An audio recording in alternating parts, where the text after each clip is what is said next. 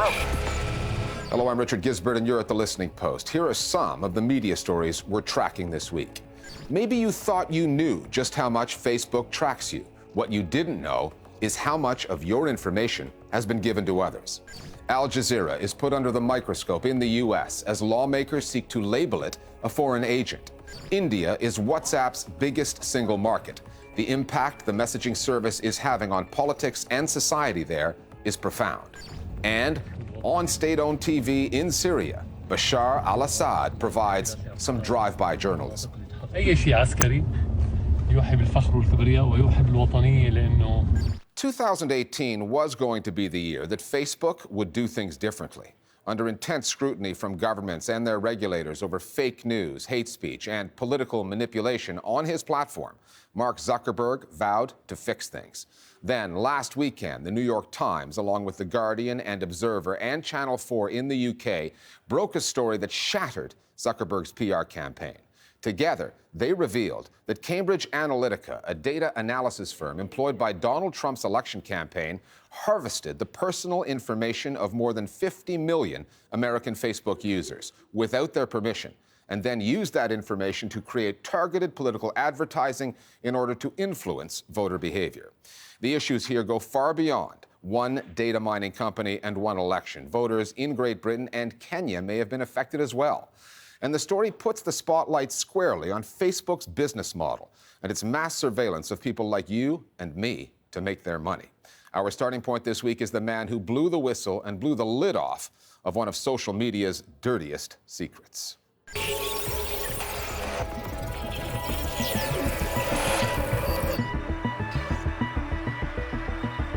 One of the more puzzling and contradictory aspects of this story is how, even in this digital age, where data has been crowned king, information is often not enough. Sometimes a story needs a face, a source willing to go on the record to register with audiences. Somebody like the Cambridge Analytica whistleblower, Chris Wylie. Because the details, what the company did, how it mined Facebook for political purposes, had been reported before, more than 2 years ago. Well, we've known the broad outlines of the Cambridge Analytica story for a couple years. Since 2015, we've had a little bit more information in 2017 when The Intercept published a long report on this as well. But Christopher Wylie coming forward gives us a lot more detail on precisely how this worked. Collaboration is a really powerful thing. It helps make the story concrete for people in a way that before it might have felt a bit abstract. What Christopher Wylie showed was a bit of an insight into the inner workings of the company and how they wanted to build these models. They called them psychographic models. And so he gave us the most detailed look yet at how Cambridge Analytica works and what it was trying to do. This story goes back 4 years to when Chris Wylie was Cambridge Analytica's director of research. The company contracted a British data scientist, Alexander Kogan, who had designed a Facebook survey app for a study into online behavior. Participants who downloaded Kogan's app and took the survey were each paid $1 or $2 for that and for access to their personal data. 270,000 people took part, but it didn't end there. Like all other apps operating on Facebook at the time, Kogan's app was able to harvest the information of not just participants who had consented, but of all their Facebook friends as well, who had no idea that their personal information was being collected. It was no glitch. It was a design feature of Facebook's platform.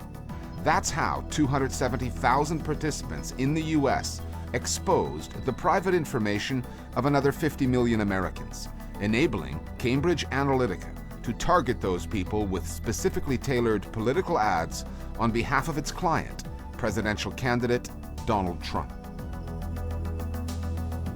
When you authorize those apps to access your profile, you're potentially giving away a huge amount of information. And so, whilst Facebook is ostensibly stunned and outraged by this kind of data collection, it's exactly what the platform does. It's exactly what the platform's there for, and it's what the policy specifically allowed back in 2014.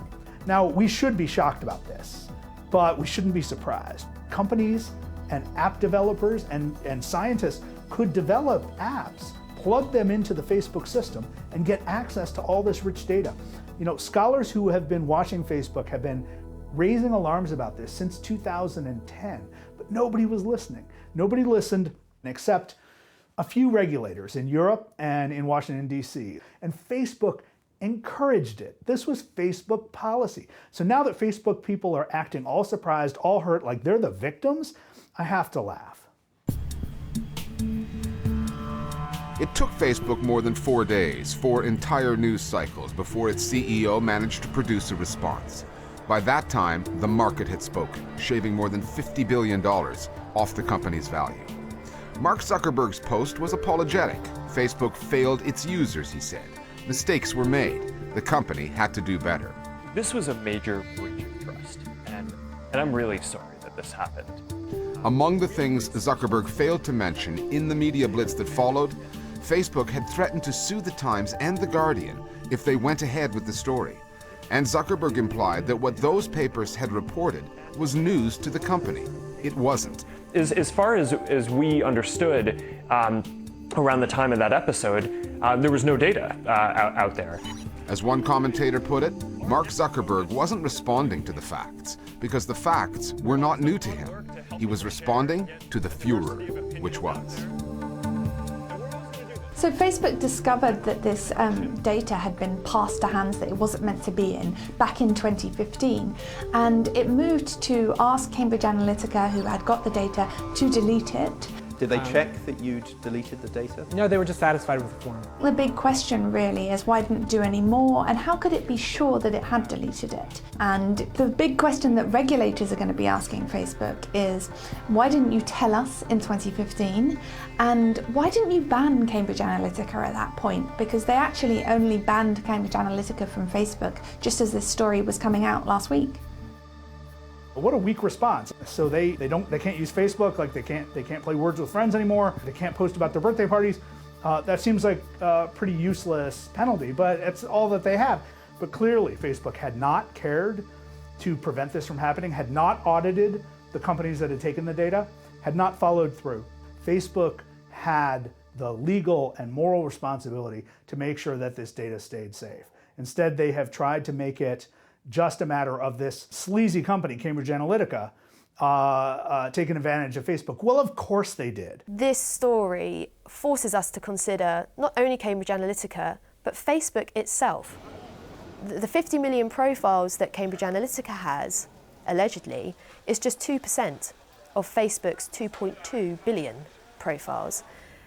Facebook has incomparable processing power compared to any other company. So what are we going to do when Facebook decides to change its algorithms and manipulate and influence people towards its own political or commercial ends? Or what about when Facebook manipulates people's news feeds under government pressure?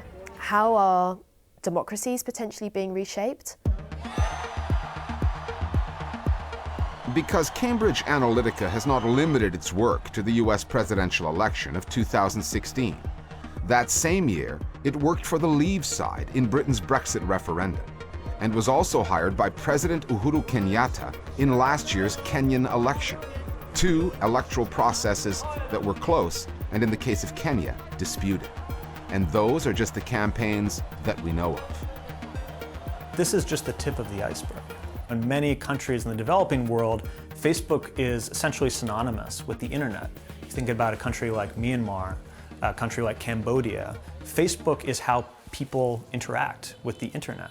So there are enormous implications for the types of decisions that Facebook is making about who is allowed to provide political messaging on these platforms and who has the resources to do so. Information is power and data is power. The average person goes onto Facebook to connect with friends and family, but that's not what Facebook is there for. Facebook is an intelligence database, essentially. It's great to be here with you today. That exists to gather data about people to better advertise to them.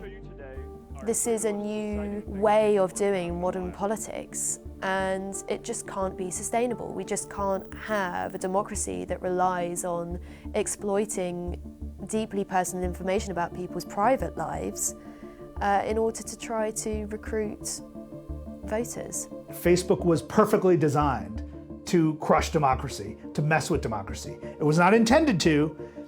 It sort of accidentally turned out to be this perfect tool for this perfect storm. And you can see democracy being threatened around the world right now. It's not a coincidence that most of these forces find Facebook to be a very effective tool. Tremendous good jobs. Facebook didn't cause our problems, but Facebook is amplifying them. It's a big problem. It was a bad idea in the first place, and there's almost nothing we can do about it now.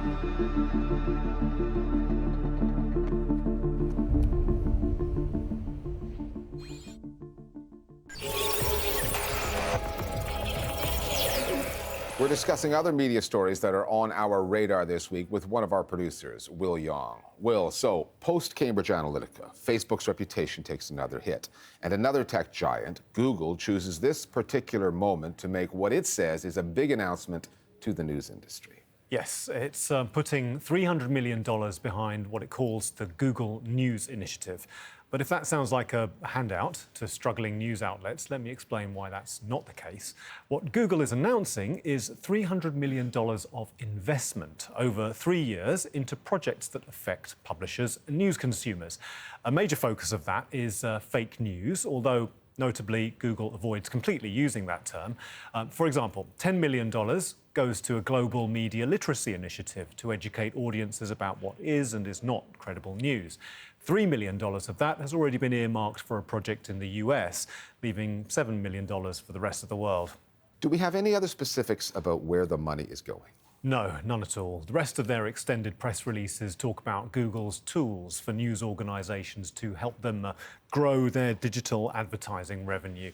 But no mention that Google is one of the two companies, along with Facebook, who are most responsible for decimating the news industry's ad revenues in the first place. Another tool will help publishers use analytics to understand better how to get their readers to pay for a subscription. But here's the kicker. Google is encouraging publishers to get readers to subscribe through Google. You've also been following a story that's a bit close to home since it involves Al Jazeera. Yes, it's about this network's status in the United States. Earlier this month, 19 members of Congress wrote to the Justice Department demanding that Al Jazeera be investigated as a potential foreign agent. According to them, Al Jazeera incites violence and broadcasts hateful extremist content. Al Jazeera has responded, saying it's shocking that lawmakers are calling for them to be registered under the Foreign Agent Registration Act, which is actually a law that was originally used to combat Nazi propaganda. And this is the same law that's already been applied to the Russian state-owned broadcaster RT, isn't it? Yes, that was last November after an intelligence report concluded as part of the Russiagate inquiry that RT seeks to influence politics and fuel discontent in the US. It's noteworthy that the press freedom NGO Reporters Without Borders said that such a move against Al Jazeera could constitute government censorship, but there was no such outcry from rights groups on behalf of RT. And why do you think that this is happening now? Well, the two congressmen taking the lead on this are both pro-Israel, and the letter that they and 17 others have signed accuses Al Jazeera of producing radical, anti-American, anti-Semitic and anti-Israel broadcasts. That seems in line with the Israeli Prime Minister Benjamin Netanyahu's threat to shut down Al Jazeera's Jerusalem bureau last year, accusing the network of inciting violence. Now, Al Jazeera responded to that, saying it was defamatory and part of an ongoing vicious attack on the network. Now, in the background of all of this is a documentary produced by Al Jazeera's investigative unit on the pro-Israel lobby in the US, and that has yet to air. Okay, thanks, Will. Fewer than 1 in 4 people in India own a smartphone. But when you're dealing with a country of more than 1.3 billion, that's a lot of handsets, 300 million. 200 million of them are on WhatsApp, making India the messaging service's biggest market. Nowhere else comes close. And WhatsApp has changed the way that Indians do things. Marketers who used to target customers through text messages now ping them on WhatsApp. Political parties have made WhatsApp strategies central to their campaign plans. Political activists are doing the same. However, India's WhatsApp habit has a dark side as well. Misinformation, disinformation, rumors, and false messages can go viral. So can fear-mongering, fake messages that can and have proven to be fatal. In at least 2 cases, such messages spread over WhatsApp have led to mobs lynching innocent people. The Listening Post's Meenakshi Ravi now on a dangerous, at times deadly trend in India's most widely used messaging service.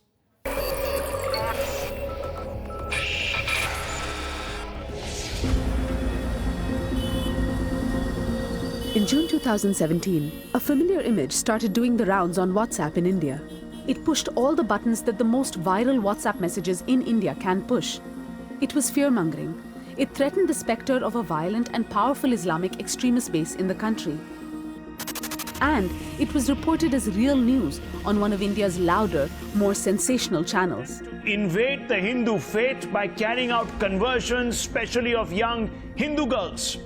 Money is offered to these agents. Sometimes rate cards of dubious antecedents are also used to incentivize this activity. It was claimed that ISIS is circulating a rate card in Kerala, where various women of different religions in India were given prizes. And what we found was that this rate card is actually a Photoshop rate card, and it has been around for over 7 years, and it has been reported multiple times in the media. It comes up as media news every year or every 2 years. In my personal group, suppose one polarizing story about, say, Muslims being lynched in India.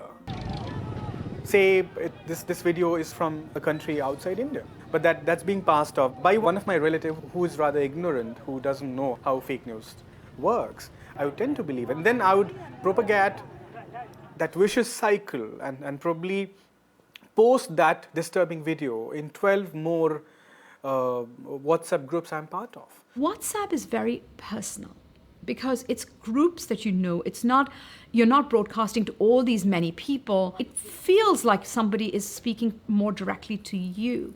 So things that once would have spread sort of word of mouth in your local neighborhood, in your village, in your community, WhatsApp has become a much, much more powerful tool to amplify that sort of thing. So unverified stories, it's a source of a lot of sort of often inflammatory videos. There are many first-time users in India who think that whatever comes in their WhatsApp inbox is true. So friends and relatives sending WhatsApp messages which are misleading is a cause for WhatsApp rumors becoming viral. People not knowing that not everything is to be believed is also a major reason why WhatsApp rumors are becoming so viral.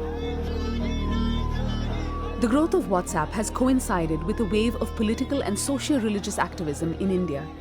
The ruling party, BJP, has been particularly adept at using the app. Opposition parties are playing catch-up, but the BJP has been out front, using the messenger as a powerful campaigning tool. Many religious and civic groups that share the BJP's Hindu nationalist agenda are also very active WhatsAppers. Take the cow protectors, for instance, who in parts of India operate with impunity. As the party has focused its efforts on regulating cow slaughter and beef eating across the country, dedicated groups have sprung up on WhatsApp, tracking and targeting those they suspect of harming animals considered sacred by Hindus. Just over 3 years ago, in September 2015, in a village just outside of Delhi, the local cow protection group got an alert of a man, Mohammad Ali, who had supposedly killed a cow and stored its meat in his house. That information has yet to be verified, but it triggered a deadly domino effect. People see this, they don't go to law enforcement agencies. They don't call up the police saying that, look, there's a possibility that our clerk had killed cow. They go to his village, drag him out, and beat him to death, and brutally assault his son. When this lynching happened, my investigation shows that the local WhatsApp network in Dadri, in a clerk's village, were abnormally active. There has been a build-up of grievance, a perceived grievance, which originates from those fake news, which originates from fake pictures and fake videos, circulated widely on WhatsApp networks. There are tensions periodically between different groups in India. This is not new, and usually it was sort of word of mouth, and that was enough to get it going. Now, WhatsApp, I think, amplifies it on a scale that didn't really exist before. So WhatsApp is really, in fact, It's not just, fake news, it's actually fake news with consequences. The WhatsApp experience in India hasn't been all about fake news and bad consequences. The messenger has opened new possibilities of communication across the country, linking families, communities of friends, civic groups, prayer groups, and many more.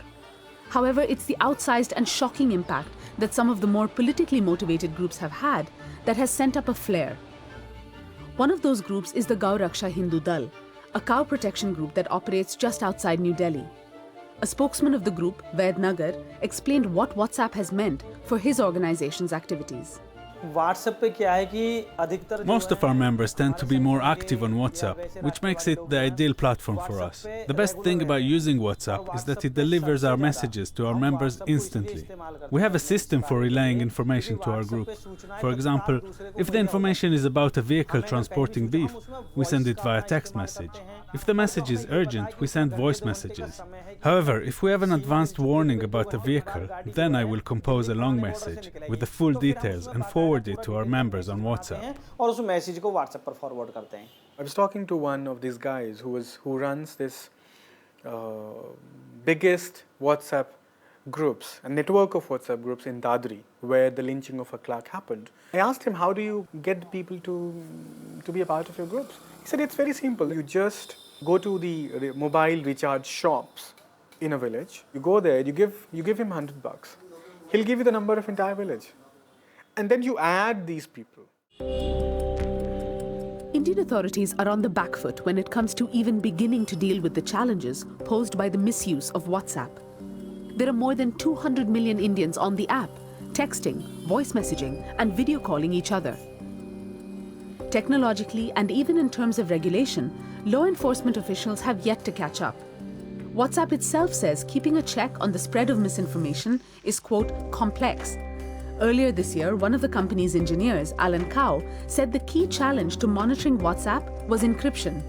It's one of the most valuable features of the messaging service, helping ensure privacy and security. But it makes it impossible to get to the root, the source of some of the most dangerous messages being shared on the app. WhatsApp has end-to-end encryption. So WhatsApp as a company cannot distinguish, cannot actually track a message that has gone from A to B and B to C, even though the message may be identical. WhatsApp has become the primary medium to spread rumors because people know that they will have legal immunity even if they are pushing out news which might lead to disastrous consequences like people being killed. The country is so polarized. India is so extremely polarized right now. On all sides, the digital ghettoization has increased much more now. We are looking at millions of people in a rural India constantly being radicalized through WhatsApp. They may not be ideologically driven, but they have been ideologically appropriated. And finally, take a certain kind of political leader, put a state-owned television channel at their disposal, and they will use it to aggrandize themselves through military parades, cheering multitudes, and televisual techniques that help seal their hold on power. This past week, though, Syrian President Bashar al-Assad took a different approach. State-owned television there showed Assad at the wheel of his car, no security in sight, driving into the recently recaptured areas of eastern Ghouta, telling his audience what they were seeing. The videos were clearly designed to counter the international news media's coverage of the Assad government's military offensive. What you do not see in the video that follows are all those images of the horrors of the Syrian war, the civilian casualties, children in hospitals, refugees on the move. All we get is an Assad eye view. We'll see you next time here at The Listening Post. بنفسه من ساحة الأمويين متجها إلى خطوط النار في الغوطة الشرقية. فلما عم يشوفوا انه الناس كلها بترجع للدولة، هذا يؤكد اللي كنا دائما نحكي انه الناس بدها الدولة. عدا عن انه الدولة هي بشكل طبيعي الأم والأب لكل الناس، وهي الجانب الشرعي في أي عمل.